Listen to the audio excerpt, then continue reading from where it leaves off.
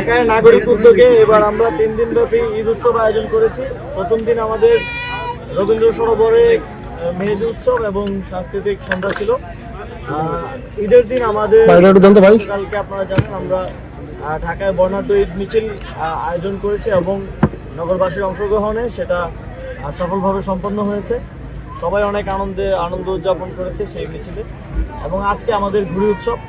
আমরা মূলত এবারের যেই 3 দিনব্যাপী উৎসব তার মধ্য দিয়ে আমাদের যে নিজস্ব সংস্কৃতি এবং দীর্ঘদিনের ঐতিহ্য সেই ঐতিহ্যকে তুলে ধরা এবং উদযাপন করার চেষ্টা করেছি।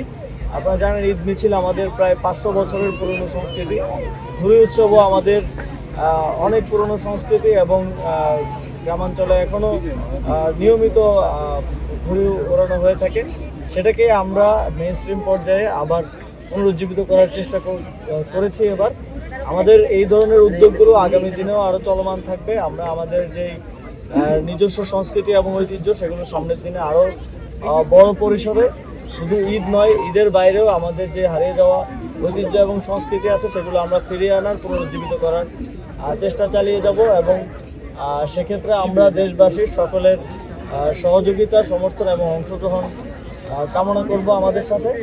তো আজকে যারা এখানে উপস্থিত হয়েছেন ঘুড়ি উড়াতে এবং দেখতে, সকলকে বিশেষভাবে ধন্যবাদ জানাতে চাই অংশগ্রহণ করার জন্য, আমাদের এই সংস্কৃতিকে উদযাপনের জন্য।